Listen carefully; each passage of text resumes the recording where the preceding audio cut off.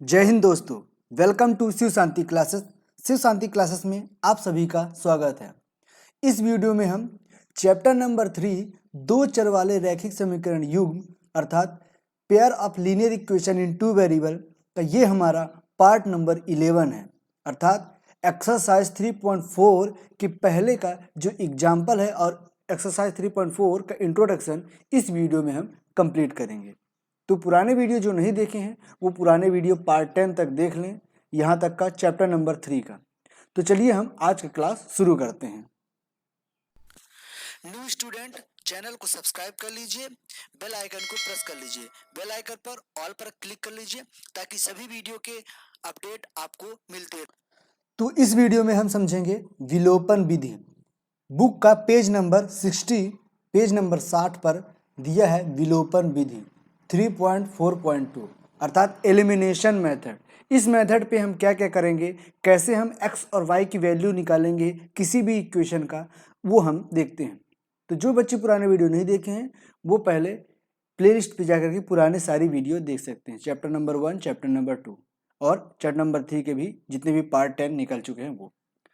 तो चलिए हम विलोपन विधि समझते हैं कि क्या होता है, उसके बाद हम एग्जाम्पल को समझेंगे। तो दोस्तों समझते हैं विलोपन विधि अर्थात एलिमिनेशन मेथड। एलिमिनेशन मेथड अर्थात इसके पहले हम क्या समझेंगे, जनरल इक्वेशन। जनरल इक्वेशन आपको पता होगा कि कैसे होता है।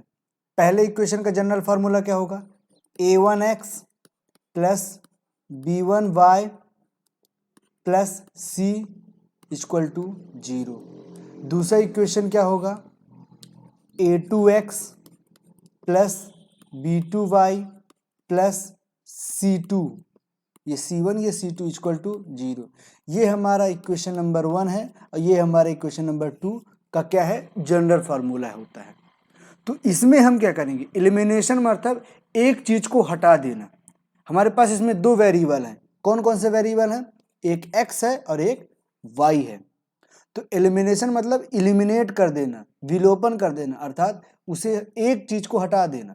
इसमें से हम क्या करेंगे, आप x को हटा दीजिए या कि y को हटा दीजिए। यदि y को हटा देंगे तो सिर्फ x की वैल्यू आ जाएगी, हमें पता चल जाएगी। यदि हम x हटा देंगे तो हमें y की वैल्यू हो जाए पता चल जाएगी। तो हम x और y को किसी एक को कैसे हटाएंगे ये देखते हैं। कैसे हटाएंगे, यदि हम b1 और b2 को बराबर कर दें, यदि हम बोल रहे हैं कि इक्वेशन क्या हो जाएगा, a1x प्लस v1 बराबर हम c बोल रहे हैं, c को इधर ले गए कोई दिक्कत नहीं है, इधर जाएगा तो माइनस में हो जाएगा, लेकिन हमने c माना, हम दूसरे इक्वेशन समझते हैं यहाँ पे, ठीक। यहाँ पे और दूसरा मान लेते हैं a2x प्लस ये y है b1y equal to c1 c2। तो यहाँ पे हमारा y का टर्म जो है, इसका जो कांस्टेंट पद है, अर्थात जो इसका b1 है और y की जगह जो भी b2 था वो भी b1 है, तो ये जब इक्वल होंगे तो हम इस पहले इक्वेशन से और दूसरे इक्वेशन को, पहले इक्वेशन से दूसरे इक्वेशन को जब घटाएंगे अर्थात माइनस करेंगे तो क्या हो जाएगा, a1x अपन a2x माइनस में हो जाएगा। तो क्या हो जाएगा, ये माइनस हो जाएगा, ये भी माइनस हो जाएगा और इधर भी माइनस हो जाएगा। तो ये दोनों क्या हो जाएंगे, कट जाएंगे। b1y क्या हो जाएगा, ये b1y माइनस b1y, तो क्या हो जाएंगे, ये दोनों हट जाएंगे, अर्थात y का टर्म गायब ही हो जाएगा। हमारे पास सिर्फ बचेगा x का टर्म और वहां से हम निकाल लेंगे x की वैल्यू। तो उम्मीद है ये चीज समझ में आ गई होगी, नहीं आई है तो अभी हम क्वेश्चन करेंगे तो आपको बहुत अच्छे समझ में आ जाएगी। तो चलिए हम क्वेश्चन करते हैं एग्जाम्पल नंबर 11 और वहां से आपको एकदम इस विधि के बारे में बहुत अच्छे से समझ में आ जाएगी और समझ में आ जाएगा कि हमने अभी क्या समझाया। तो चलिए चलते हैं एग्जाम्पल नंबर 11 पर। तो क्वेश्चन पढ़ते हैं, दो व्यक्तियों की आय का अनुपात, आय अर्थात इनकम, इनकम का अनुपात क्या दिया है, रेशियो क्या दिया है, 9:7 और उनके खर्चों का अनुपात है 4:3 अर्थात एक्सपेंडिचर, अर्थात वो खर्चा कितना कर रहे हैं, कमा इतना रहे हैं, खर्चा इसी रेशियो में कर रहे हैं। यदि प्रत्येक व्यक्ति प्रति महीने में 2,000 रुपये बचा लेता है, अर्थात इतना कमाया, इतना खर्चा किया और बचा इतना लिया प्रत्येक व्यक्ति, तो उनकी मासिक आय ज्ञात कीजिए। उनके महीने की जो इनकम है वो कितनी है वो हमें फाइंड करना है। तो चलिए शुरू करते हैं क्वेश्चन। एक एक लाइन पढ़ते जाइए और एक एक चीज करते जाइए। सपोज पहला व्यक्ति, हमने ये पहला व्यक्ति माना, ये हमने दूसरा व्यक्ति माना। तो इसमें हम सबसे पहले क्या करते हैं, 9, दो व्यक्ति का आय। आय क्या होती है, इनकम। इनकम क्या होगा, हम आय इनकम को आई से डिनोट करते हैं। वो क्या होगा, जितना हम खर्चा कर दिए, एक्सपेंडिचर, जितना हमने खर्चा कर दिया और जितना हमने सेविंग कर ली, अर्थात जितना हमने बचा लिया। अर्थात क्या हो जाएगा, आय क्या हो जाएगा, जो हमने खर्च कर दिया और जो हमने बचा लिया, यही दोनों मिलके हमारा इनकम बनेगा ना। ये चीज आपको बहुत अच्छे समझ में आ गया होगा कि जितना हम आय क्या होगा, जितना हमने खर्चा किया और जितना हमने बचा लिया, वो दोनों को मिला करके हमारा इनकम हो जाएगा। जैसे हमने 100 रुपया कमाया है तो वो क्या है, जैसे हमने उसमें से 80 रुपये खर्चा कर लिया और 20 रुपये बचा लिया, यही दोनों मिलके 100 रुपये जो आए वही हमारी इनकम कहलाएगी। ठीक, तो ये तो आपने अच्छे समझ लिया। अब समझते हैं कि पहला व्यक्ति और दूसरा व्यक्ति। पहला व्यक्ति क्या है, 9 और दूसरा व्यक्ति का इनकम क्या है, 7। तो हम इसे रेशियो में दिया है तो हम इसके नंबर में करेंगे तो क्या हो जाएगा, इसे हम 9x मान लेंगे और ये 7x मान लेंगे। मानते हैं, ऐसा ही मानते हैं, तो हमारा जो रेशियो है वो हट जाता है। ठीक, उम्मीद है ये चीजें समझ में आएगी। ये हमारा क्या है, इनकम है। ठीक, और खर्च क्या होगा हमारे पास, 4 और 3 रेशियो है, अर्थात इसे हम क्या करते हैं, 9/7 है तो 9/7 क्या हुआ, कोई नंबर से कटा होगा, अर्थात मैंने x मान लिया, उस नंबर को x मान लिया, इसलिए हमने 9x और 7x माना है। ये दोनों फर्स्ट पर्सन का इनकम है, ये सेकेंड पर्सन का इनकम है। उसी प्रकार जो हमारा फर्स्ट पर्सन का क्या है, खर्च, फर्स्ट पर्सन का जो खर्च है, एक्सपेंडिचर है, वो क्या है, 4y मानेंगे क्योंकि ये खर्च है। इनकम मैंने x माना और जो खर्चा है उसे हमने y माना, और दूसरे व्यक्ति क्या हो जाएगा, 3y। ये क्या है हमारा, एक्सपेंडिचर अर्थात खर्चा है। अब ये दोनों, तो हमें क्या निकालना है, यहां से निकालना होगा सेविंग। सेविंग क्या है हमारे पास, 2000 पर व्यक्ति। पर व्यक्ति प्रत्येक महीने में 2000 रुपए क्या करता है, बचाता है। तो हमारे पास क्या होगा, पहला इक्वेशन। अब हम यहां से शुरू करते हैं इक्वेशन को बनाना। ठीक, तो आप यहां पे देखिए क्या होगा, आय बराबर खर्चा प्लस बचत है, तो बचत क्या हो जाएगा, बचत बराबर क्या हो जाएगा, बचत बराबर आय है, इसमें से खर्चा हटेगा, अर्थात आय में से खर्चे को हटा दोगे तो क्या बचेगा, हमारा बचत बचेगा। अर्थात हमने 100 रुपया कमाया, 80 रुपये खर्चा कर दिया, तो बचाया कितना, 20 रुपये। तो ये चीज समझ में आ गई। अब हम इक्वेशन बनाते हैं। तो हमारे पास बचत क्या है, हमारे पास पहली इक्वेशन ध्यान से देखना, बचत दोनों व्यक्तियों का 2-2 हजार रुपये है, तो बचत हमारा 2000 हो गया, बराबर पहले व्यक्ति का हमने निकाला ना, पहले व्यक्ति का आय कितना है, 9x, माइनस खर्च कितना है पहले व्यक्ति का, 4y। ठीक, ये इक्वेशन हमारा पहला बन गया। दूसरा इक्वेशन क्या होगा, दूसरे व्यक्ति का भी बचत कितनी है, 2000, दूसरे व्यक्ति की जो आय है वो कितनी है, 7x। उस प्रकार दूसरे व्यक्ति की जो खर्च है वो कितना है, 3y, सॉरी ये y है। ठीक, तो हमारा ये पहला इक्वेशन बन गया और ये हमारा दूसरा इक्वेशन बन गया। ठीक, उम्मीद है आपको अच्छे से समझ में आ गया होगा। अब हमारा यहां तक था इक्वेशन बनाना। अब यहां से हम शुरू करते हैं एलिमिनेशन मेथड। तो चलिए शुरू करते हैं। तो हमने लिख लिया पहला equation 9x - 4y = 2000 and second equation है 7x - 3y = 2000। ठीक, अब हमने जब समझाया था वो कब कब क्या बताया था हमने कि जो y के टर्म का जो हमारा कांस्टेंट टर्म है उसे इक्वल कर दो या कि x के कांस्टेंट टर्म को इक्वल कर दो ताकि वो एलिमिनेट होकर के हट जाए। तो हमारा 9 को 7 बना दो या कि 7 को 9 बना दो। ऐसा करो कि ये जो x की जो टर्म है वो बराबर हो जाए या कि y के टर्म बराबर हो जाए। तो हमारा यहाँ पे आसान क्या होगा, y को बराबर करना। यदि हम y क्या है हमारा 4y है, इसे यदि हम 3 से मल्टीप्लाई कर गए तो क्या हो जाएगा, ये 12y हो जाएगा। यदि हम इस y को 4 से मल्टीप्लाई कर दें तो 4y हो जाएगा। अर्थात इस पहले वाले इक्वेशन से, पहले वाले इक्वेशन में हम इंटू क्या कर देंगे, 3 कर देंगे। तो क्या हो जाएगा, हमारे पास सभी के साथ मल्टीप्लाई होगा, x वाले टर्म के साथ भी, y वाले टर्म के साथ भी और कांस्टेंट टर्म के साथ भी, तीनों के साथ हमारा क्या हो जाएगा, 3 का मल्टीप्लाई कर देंगे। क्यों, क्योंकि हमें y को 12 करना है, ताकि ये भी y हमारा 12 हो जाए और ये y कट जाए, ताकि हमारे पास सिर्फ x बचे और हम x की वैल्यू फाइंड कर सकें। तो चलिए शुरू करते हैं। तो यहाँ पे होगा 9 त्रिक 27 x माइनस 4 तिहाई 12 y इक्वल टू क्या हो जाएगा, 3 दूनी 6, 6000।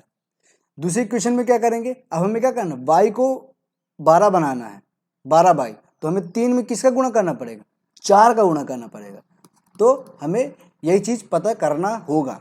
तो हम 4 की मल्टीप्लाई हम पूरे इक्वेशन में करेंगे। तो 7 चौंग 28x minus 12y equal to क्या हो जाएगा, 8000। ठीक, ये दो इक्वेशन हुए। अब हमारे पास क्या करना है, इसे क्या करना है, ये जब दो इक्वेशन आए, ये -12 है और ये भी -12 है, तो ये माइनस माइनस कभी क्या होंगे, हटेंगे तो नहीं ना। तो हमें एक का साइन चेंज करना होगा। तो हम इधर जब साइन चेंज करेंगे तो इधर भी साइन चेंज करेंगे, कोई अंतर नहीं आएगा इक्वेशन में। तो हम क्या करेंगे, ये प्लस में है तो ये माइनस में हो जाएगा, ये माइनस में है तो ये प्लस में हो जाएगा, ये प्लस में है तो ये माइनस में हो जाएगा। अर्थात फर्स्ट इक्वेशन से सेकेंड इक्वेशन को हम घटा देंगे। समझ में आया, फर्स्ट इक्वेशन को सेकेंड इक्वेशन से घटा देंगे। जैसे -12 -12 करेंगे तो माइनस माइनस क्या हो जाएगा, ये प्लस हो जाएगा। अर्थात दूसरे शब्दों में कह दें कि हम इसका साइन चेंज कर देंगे। तो चेंज कर दिए तो क्या हो गया, 27x में 28x को घटाएंगे तो क्या हो जाएगा, -x आएगा। और ये तो हमारा कट गया, -12y और +12y क्या हो जाएगा, माइनस प्लस कट गया, मतलब y का टर्म ही गायब हो गया। तो -x बराबर क्या हो जाएगा, 6000 में 8000 को घटाएंगे तो क्या हो जाएगा, माइनस का 2000 हो जाएगा। तो माइनस से माइनस कट जाएगा, हमारा x बराबर आ जाएगा 2000। ठीक, उम्मीद है आपको समझ में आ गया होगा। अब इस x की वैल्यू को, जो हमारा x की वैल्यू आई है, उस x की वैल्यू को हम इक्वेशन नंबर 1 पे रख सकते हैं और इक्वेशन नंबर 2 पे भी रख सकते हैं। किसी में भी रखेंगे हमारी जो आंसर होगा वो कभी भी नहीं बदलेगा। y की वैल्यू, जो y की वैल्यू यहाँ पे आएगी वही y की वैल्यू यहाँ पे आएगी। तो चलिए हम रख देते हैं इक्वेशन नंबर 1 पर। तो इक्वेशन नंबर 1 क्या है, 9x minus 4y equal to क्या है, 2000। तो x जगह में क्या रखेंगे, 2000।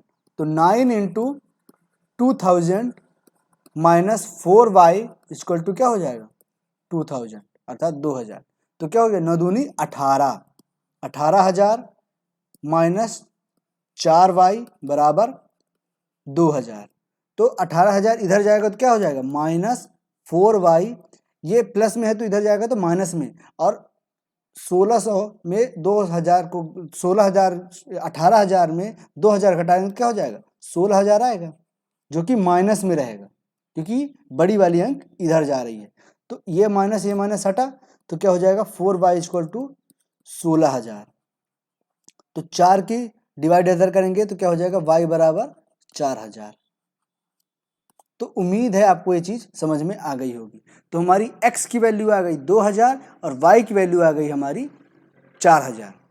तो हम क्या निकालने थे, हमें क्या निकाला, x इक्वल टू 2000 निकाला और y इक्वल टू क्या निकाला, 4000 निकाला, 4000 निकाला।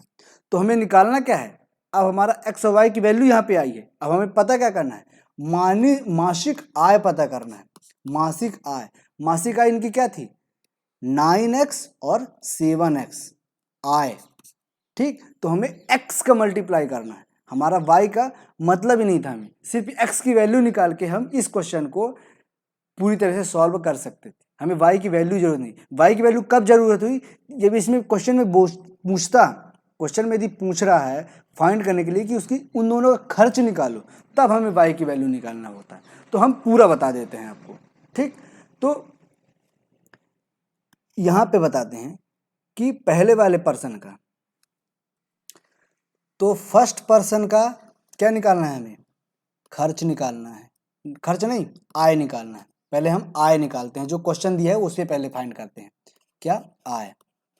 तो पहले पर्सन का आय क्या है 9x, अर्थात क्या हो जाएगा x की जगह में 2000 रखेंगे तो 9 इंटू 2000, आंसर आ जाएगा क्या 9 दूनी 18,000। अर्थात पहले पर्सन की इनकम क्या है 18,000। उसी प्रकार दूसरे पर्सन की इनकम क्या है हमारे पास 7x, x की जगह पे हम रखेंगे x की वैल्यू, तो 7 दूनी 14,000। ये हमारी आ गई सेकेंड पर्सन की इनकम अर्थात आय। तो पहले पर्सन की इनकम आ गई 18,000, दूसरे पर्सन की इनकम आ गई 14,000, जो हमारा क्वेश्चन पूछ रहा था। यहाँ पे हमारा क्वेश्चन हुआ कंप्लीट। अब हम यहाँ पे पूछें आपको कि खर्चा बताइए, यदि हम अपने से पूछे आपको खर्चा बताइए तो कुछ नहीं करना है। यहाँ पे पहले वाले पर्सन का खर्चा क्या है 4 तो y की जगह हम क्या लिखेंगे 4,000। ठीक, तो 4 चको 16,000, ये हमारा आ जाएगा पहले पर्सन का खर्चा। और दूसरे पर्सन का खर्चा क्या हो जाएगा 3y, अर्थात 4 तिहाई 12,000। तो आप देख लीजिए ये आय है ये खर्चा है। तो पहले वाले का आय कितनी है 18,000, खर्चा कितना है 16,000, बचाया कितना 2,000 बचाया, जो कि हमारा क्वेश्चन में दिया था। दूसरा पर्सन क्या है इनकम कितनी है 14,000, खर्चा कितना किया 12,000, बचाएगा कितना 14 माइनस 12 2,000, ये भी आ गया 2,000। तो जो क्वेश्चन था प्रत्येक व्यक्ति 2,000 बचा रहा है, तो हमने प्रूव भी कर लिया कि हमारा जो वैल्यू आई है एक्स और वाई की, जो इनकम आई है फर्स्ट पर्सन की और सेकेंड पर्सन की, एकदम सही है। तो यहाँ पे कंप्लीट होता है एग्जाम्पल नंबर 11 और विलोपन विधि का जो एक्सप्लेनेशन था वहाँ पे हमने कंप्लीटली सॉल्व कर लिया। अब चलते हैं एग्जाम्पल नंबर 12 की ओर। तो बुक में पेज नंबर 62 एग्जाम्पल नंबर 12 क्या बोल रहा है, विलोपन विधि का प्रयोग करके अर्थात एलिमिनेशन मेथड का प्रयोग करके रैखिक समीकरण युग्म के सही संबंध हल ज्ञात कीजिए। अर्थात दो इक्वेशन दिया गया है, उसमें x और y की वैल्यू निकाल करके उसका संबंध बताना है कि उसके कितने हल हो सकते हैं। तो चलिए शुरू करते हैं। तो पहला equation 2x plus 3y equal to 8, दूसरा इक्वेशन है 4x plus 6y equal to 7। तो हम क्या करना है y को इक्वल करेंगे। तो y को इक्वल करने के लिए ये हमारे पास कहाँ है, पहले क्वेश्चन में 6y है, तो इसे भी हम 6y करेंगे, तो इसमें क्या करना पड़ेगा इंटू 2 करना पड़ेगा। तो 3 दूनी 6 हो जाएगा, तो ये भी 6y ये भी 6y। तो हमें फर्स्ट इक्वेशन में पूरी तरह से 2 का मल्टीप्लाई करना होगा। तो चलिए कर लेते हैं। तो क्या हो जाएगा 2 दूनी 4x, 3 दूनी 6y, 8 दूनी 16। ठीक, तो क्या हो जाएगा तीसरे इक्वेशन क्या निकल जाएगा 4x plus 6y equal to 16, और नीचे वाला इक्वेशन हमारा है 4x plus 6y equal to 7। अब हमारे पास 6y और 6y है, तो हमें क्या करना है इन दोनों में माइनस का चिन्ह लगाना है, अर्थात इसकी साइन जो है उसे चेंज करना है। तो क्या हो जाएगा 4x में तो x भी गायब हो जाएगा, और 6y में y भी गायब हो जाएगा। अर्थात हमारा कांस्टेंट जो वेरिएबल पद है x और y वो पूरी तरह से हट जाएंगे। अर्थात इसे सॉल्व करेंगे तो 4x minus 4x plus 6y minus 6y equal to 16 minus क्या हो जाएगा 7। तो ये तो पूरी तरह जीरो हो जाएगा, तो जीरो इक्वल टू क्या हो जाएगा 16 माइनस 7 9, जो कि कभी भी सत्य नहीं हो सकता। 0 और 9 कभी बराबर होंगे, बिल्कुल नहीं हो सकते। तो हमारा इसमें क्या हम प्राप्त कर लिए कि अतः समीकरण के युग्म का कोई हल नहीं है। अर्थात जब x टर्म और y टर्म गायब ही हो गए तो x और y की वैल्यू हम क्या निकालेंगे। तो इसी का मतलब क्या है कि समीकरण युग्म के कोई भी हल नहीं है। उम्मीद है ये क्वेश्चन आपको समझ में आ गया होगा। अब हम एग्जाम्पल नंबर जो 13 है वो नेक्स्ट वीडियो में कंप्लीट करेंगे। तो चलिए मिलते हैं नेक्स्ट वीडियो में एग्जाम्पल नंबर 13 के साथ। तब तक के लिए सुरक्षित रहिए और अपने घर वालों को भी सुरक्षित रखिए। मिलते हैं नेक्स्ट वीडियो में। जय हिंद, जय भारत।